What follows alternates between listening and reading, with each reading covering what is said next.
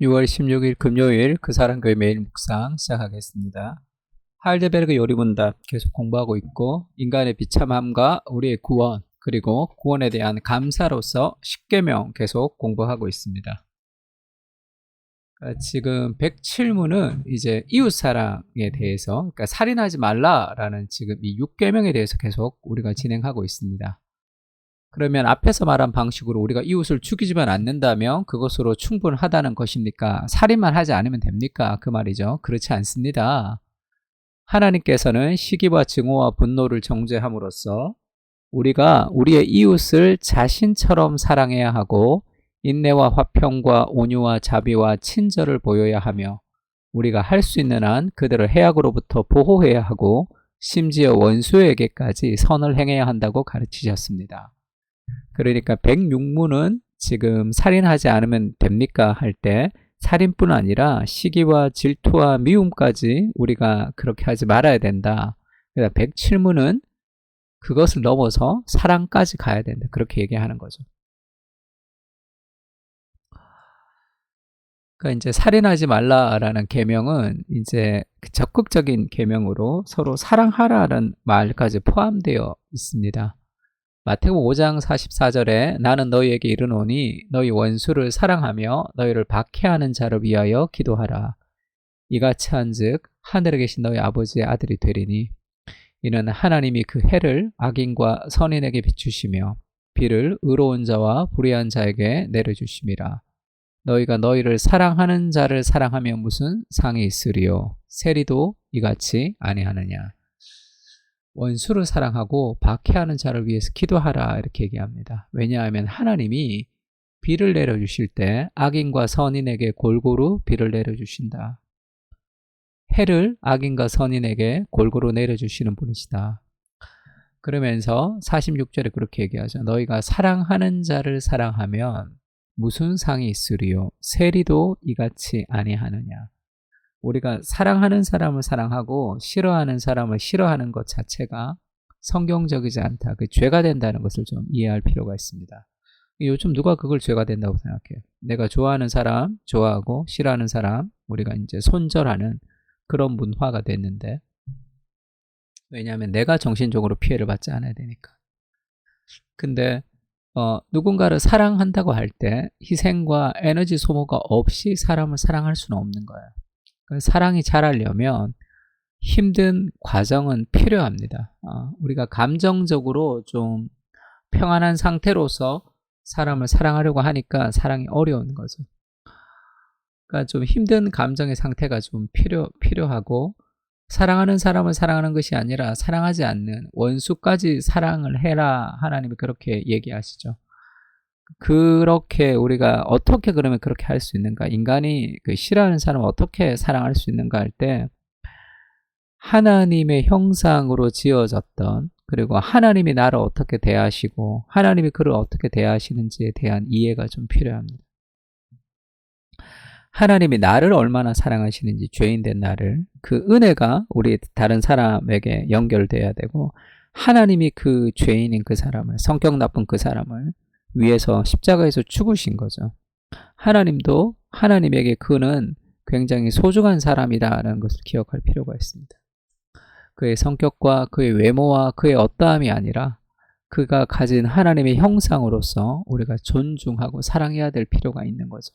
그가 나한테 어떤 행동을 했다는 것보다 쉽지가 않죠. 그래서 우리가 그 은혜가 좀 필요합니다. 그리고 이제 우리가 그 죄라는 것이 어떤 기준이 있는 거죠. 죄라는 것이. 근데 우리가 이웃을 내 자신같이 사랑하라 하는 말도 있고 형제를 미워하지 마라 라는 말도 있습니다. 우리가 이제 형제를 미워하는 것은 죄고 그 다음에 그 사랑하지 않는 것은 죄가 아니라고 생각하는 경향이 있지만 성경에서 사랑하라라는 기준이 있죠. 사랑하지 않는 것은 기준에 미치지 못하는 죄를 범하는 거고요. 미워하는 것은 사랑하라는 계명을 지나쳐 가버리는 거죠. 그래서 그 기준, 서로 사랑하라라는 그 삶의 그 기준을 우리가 하나님 말씀에 맞춰갈 필요가 있습니다. 그러면서 내 안에 어떤 것이 자라게 되는 거예요. 나는 그런 거 절대 못해. 그렇게 얘기하면 내가 하나님이 되는 거예요. 나는 못하지만 하나님이 은혜를 주시면 할 수 있습니다.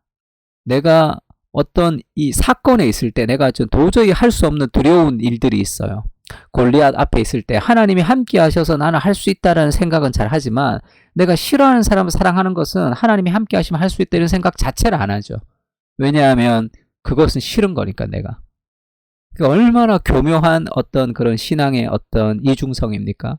내가 두려워하는 거, 내가 떨리는 거, 시험 앞에 있을 때는 내가 떨리고 내가 못할 것 같지만 하나님이 함께 하시면 내가 그 장애물을 뛰어넘을 수 있다고 기도하지만 내가 하고 싶지 않은 것들은, 내가 이루고 싶은 것에 대한 두려움은 하나님이 함께 하시는 것은 아멘하지만 내가 싫은 것들은 아멘하고 싶지 않죠. 그것도 하나님의 기준에 나를 맞춰가는 거예요. 하나님의 기준에 나를 맞춰가는 게 신앙입니다. 그러니까 내가 어떠냐, 내가 어떤 걸 느끼느냐, 내가 얼마나 힘드는가에 집중하기 때문에 삶에서 하나님의 말씀 가운데 자라지 못하는 경우가 있죠. 내가 무엇을 느끼는지, 내가 어떤 감정을 가지는지 보다 하나님의 말씀을 더 소중히 생각할 때 훨씬 더 우리 삶 속에 있는 잘못된 것들이 극복될 수 있습니다. 그래서 요한복음 3장 16절에는 하나님이 세상을 이처럼 사랑하사 독생자를 주셨으니 이는 그를 믿는 자마다 멸망치 않고 영생을 얻게 하려 하심이라. 그 아멘이죠. 왜냐? 예수님이 나를 위해서 죽으셨으니까, 내가 구원을 받았으니까. 요한 1서 3장 16절은 똑같은 3장 16절에 똑같은 사람이 쓴 거죠. 요한이 썼습니다. 그가 우리를 위하여 목숨을 버리셨습니다. 예수님이 우리를 위하여 목숨을 버리셨던 요한복음 3장 16절을 얘기하는 거죠. 우리가 이로써 사랑을 알게 됐습니다. 사랑이라는 것은 희생하는 것이라는 것을. 우리도 그 사랑을 받은 우리도 형제들을 위하여 목숨을 버리는 것이 마땅하다.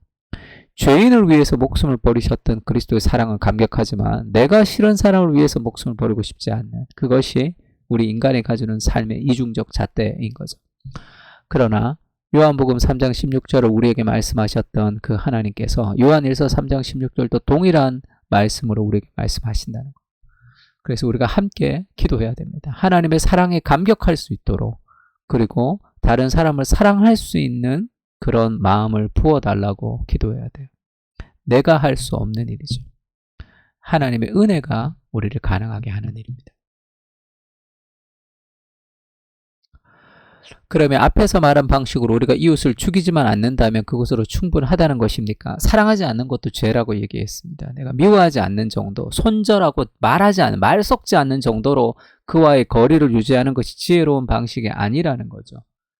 그렇지 않습니다. 하나님께서는 시기와 증오와 분노를 정죄함으로써 우리가 이웃을 자신처럼 사랑해야 하고 인내와 화평과 온유와 자비와 친절을 보여야 하며 우리가 할 수 있는 한 그들을 해악으로부터 보호해야 하고 심지어 원수에게까지 선을 행해야 한다고 가르쳤습니다. 이런 은혜가 우리에게 있었으면 좋겠습니다. 하나님을 사랑하고 사람을 사랑하는 삶의 목적을 이루어갈 수 있도록 인도해 주세요. 그리스도의 사랑을 깊이 경험하며 사람을 사랑하는 사랑의 사람으로 좀 세워주십시오. 우리 그 사랑교회 공동체가 내가 좋아하는 사람을 좋아하고 관심 없는 사람을 관심 없어 하는 그런 공동체가 아니라 한 사람 한 사람을 사랑하는 그런, 서로 사랑하는 그런 공동체가 되게 해주십시오. 세 가지 기도 제목을 가지고 같이 한번 기도했으면 좋겠습니다. 기도하겠습니다.